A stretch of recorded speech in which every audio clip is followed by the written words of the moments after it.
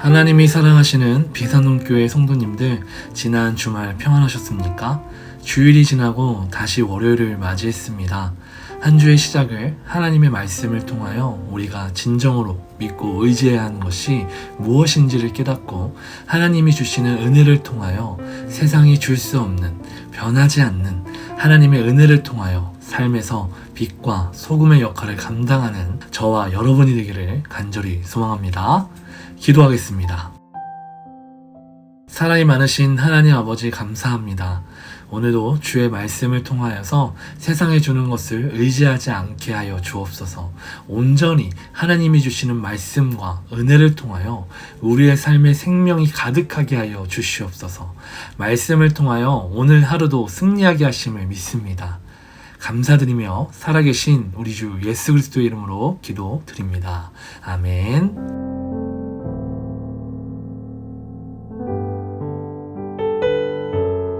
오늘 우리에게 주시는 하나님 말씀은 이사야 23장 1절에서 7절까지의 말씀입니다. 다 함께 하나님의 말씀을 읽겠습니다. 두로에 관한 경고라. 다시스의 배들아, 너희는 슬피 부르짖을지어다.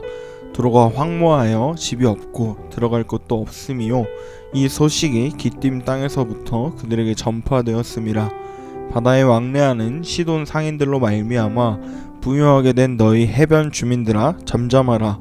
시올의 곡식 곧 나일의 추수를 큰 물로 수송하여 드렸으니 열국의 시장이 되었도다. 시돈이여, 너는 부끄러워할지어다. 대저 바다 곧 바다의 요새가 말하기를, 나는 산고를 겪지 못하였으며 출산하지 못하였으며 청년들을 양육하지도 못하였으며 처녀들을 생육하지도 못하였다 하였음이라. 그 소식이 애굽에 이르면 그들이 두로의 소식으로 말미암아 고통받으리로다. 너희는 다시스로 건너갈지어다. 해변 주민아, 너희는 슬피 부르짖을지어다. 이것이 옛날에 건설된 너희의 희락의 성, 곧 그 백성이 자기 발로 먼 지방까지 가서 머물던 성읍이냐. 아멘.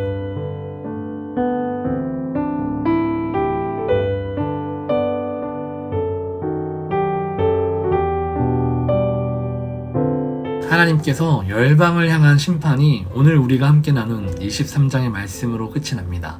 13장에 바벨론을 시작으로 23장 드로에서 이스라엘을 통한 심판의 예언을 마무리하게 됩니다. 세상의 동쪽 끝에 있는 큰 성읍인 바벨론을 시작하여 서쪽 끝에 있는 드로를 마무리하므로 열방을 향한 하나님의 심판 예언이 끝이 나게 됨을 기억하길 바랍니다. 마치 동쪽에서 해가 뜨고 서쪽에서 해가 지는 것처럼 그들이 누리던 모든 부요와 풍요들이 하루에 잠깐 해가 뜨고 지듯 순간의 찬란함으로 보입니다.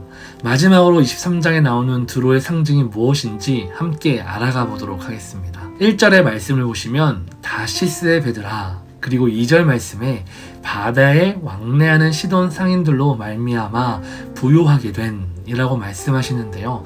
이 다시스의 배들은 망망대해로 항해할 수 있는 큰 무역선을 가리킵니다. 즉 드로의 해상무역의 주된 배를 이야기하고 있는 것이죠. 다시 말해 드로가 부유해질 수 있었던 이유가 해상무역을 통하여 부를 벌어들이고 있었기 때문입니다. 그럼 드로는 주로 어떤 것들을 수입하고 시장을 열었을까요? 3절의 말씀을 보시면 시올의 곡식 곧 나일의 추수를, 이 말은 시올은 나일강을 뜻합니다. 우리가 이전 시간에 나눴던 것처럼 애굽의 나라에 가장 큰 부를 담당하고 있는 나일강 주변의 비옥한 땅에서 자란 곡식들이 해상 무역을 통해 드로에 들어오게 되므로 이제 드로를 통하여서 열국의 시장이 시작되었음을 3절의 말씀을 통해 알 수가 있습니다. 즉 지중해를 통하여 드로로 들어오는 모든 곡식과 물품이 드로의 부를 크게 만들고 있음을 알 수 있습니다. 열국의 시장이 드로를 통하여 열립니다. 그러나 해상무역을 중심으로 하는 도시의 안타까운 특징은 그와 동시에 많은 이방의 신들과 더불어 사람들의 잦은 왕래로 늘 성적인 타락이 일어나며 도시를 타락시키고 있기 때문입니다. 여러분, 우리나라의 교통의 중심이 되는 곳을 보시면 영등포역, 안양역 등 교통의 편리함이 있는 곳에는 많은 술집과 모텔이 존재하고 있음을 알 수 있습니다. 결국 드로의 타락이 시장을 통하여 다른 열국으로 번져나가게 되는 것입니다. 바벨론의 위대함이 수많은 업적과 성취, 교황과 문화에 있다면 두로는 해상 무역을 통하여 최고의 부를 누리고 있습니다. 동쪽으로 시작하여 서쪽으로 끝나는 열방을 향한 이사야의 반응은 이 세상의 나라들을 신뢰하지 말라. 그 나라들은 뛰어나지 않다. 그 나라들은 너희의 운명을 그 수중에 쥐고 있지 않다. 그 나라들은 너희와 마찬가지로 하나님의 심판 아래에 있다 말씀합니다. 결국 열방의 영광도, 열방의 계획도, 열방의 지혜도, 열방의 환상도, 열방의 부도 하나님 앞에서는 아무것도 아님을 기억해야 합니다. 우리가 누리며 살아가는 모든 것들 하나님 앞에서는 전부 아무것도 아니게 됩니다. 우리가 목매어 살아가는 세상의 영광들, 세상의 계획들, 세상의 지혜들, 세상의 환상도, 세상의 부도 하나님 앞에서는 아무것도 아닙니다. 아무것도 아닌 것은 결국 우리에게 허탈감만 느끼게 합니다. 허탈감을 느낀다는 것은 우리의 삶에 아무것도 아님을 증명하는 것입니다. 이사야가 말하는 세상의 것을 향해 목매어 살아가지 맙시다. 그러한 것들은 결국 우리에게 허탈감만 줍니다. 그러나 하나님의 영광과 하나님의 계획과 하나님의 지혜와 하나님의 환상과 은혜는 우리의 삶에 영원히 목마르지 않는 생명을 주십니다. 그러니 세상 앞에 좌절하여도 하나님을 의지함으로 다시 일어서는 저와 여러분이 되기를 소망합니다.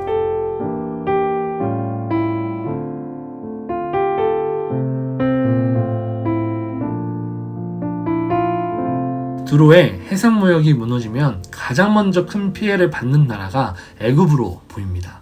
5절의 말씀을 보시면 두로의 소식으로 말미암아 고통받으리라. 당시 애굽은 특히 두로의 북쪽에 있었던 비블로스와 상업적인 제휴를 맺었기 때문에 해운을 통하여 이루어졌던 상업이 무너지게 되는 것입니다. 두로의 무역선이 멈추게 되므로 북쪽에 위치한 무역 거점들은 끊어지고 결국 모든 해상무역이 무너짐으로 상권이 붕괴하여 고통받게 되기 때문입니다. 그리고 두 번째로는 두로가 무너지는 순간에 두로의 다음 표적으로 애굽이 아수르의 먹잇감이 될 것이 분명하다는 사실을 깨닫지 않을 수 없습니다. 결국 그들에게 영원히 무너지지 않을 것 같았던 모든 향락과 부의 상징인 히락의 성으로 불렸던 두로가 결국에는 무너지고 민족조차 자신의 땅이 아닌 지방으로 도망침을 보여주고 있습니다. 우리도 마찬가지입니다. 우리는 오래되고 친숙한 것, 안정된 것이 사라지는데 적응하지 못합니다. 그래서 그들은 그곳에 안주하지 못하고 스스로가 자기 발로 고향을 떠나게 됩니다. 세상이 그러합니다. 외형적인 것에 얽매여 살아가니 변화를 받아들이지 못하는 것입니다. 그런데 이 세상에 변하지 않는 것이 바로 우리의 하나님입니다. 세상은 무너지고 없어질지라도 하나님은 변하지 않습니다. 변화되는 것에 의지하지 말고 변함이 없으신 하나님을 의지하기를 바랍니다. 이것이 참된 은혜와 지혜의 길일 줄 믿습니다.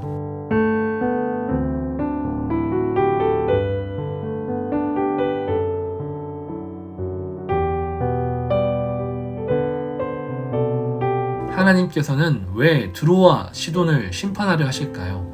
그 이유는 바로 그들이 누리는 모든 풍요와 부가 자신들에게 있음을 자만하고 있으므로 하나님은 두로와 시돈을 심판하려 하십니다. 7절의 말씀처럼 그들은 스스로가 만든 히락의 성, 이 히락의 성이 견고하고 무너지지 않을 것이라 여겼습니다.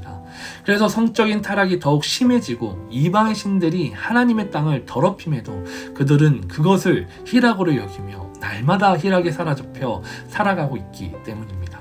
그래서 하나님은 두로의 자랑인 다시스의 배들, 그들의 큰 무역선을 움직이지 않게 하시고 영원할 줄 알았던 히락의 성, 즉 두로를 의지하는 주변의 국가와 두로를 향해 히락의 성을 무너뜨림으로 그들에게 히락을 완전히 무너뜨리십니다.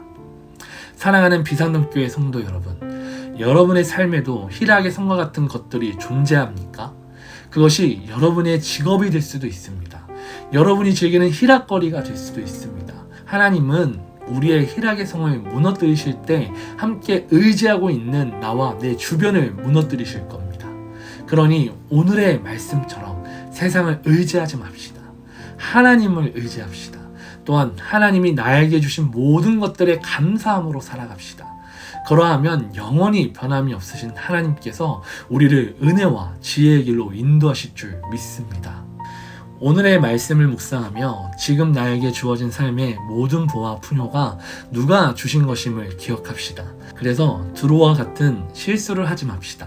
스스로 희락의 성을 쌓아 무너지지 않을 거라 여기지 마시고 하나님의 말씀으로 세운 성을 통하여 진정한 은혜와 지혜의 길로 하나님의 은혜를 누리며 살아갑시다. 오늘 하루도 주의 지혜를 통하여 세상에 주는 좌절과 실패로부터 승리하는 비산동교회 모든 성도님들 되시길 기도합니다. 기도하겠습니다. 사랑이 많으시고 자비로우신 하나님 아버지 감사합니다. 우리도 어쩌면 지금 내가 누리는 모든 것들로 인하여 하나님을 찾지 않고 있지는 않은지 말씀을 통하여 확인하게 하여 주시옵소서. 그러함으로 세상에 주는 모든 것들에서 벗어나고 하나님이 주시는 은혜와 지혜로 오늘 하루도 승리하게 하여 주시옵소서.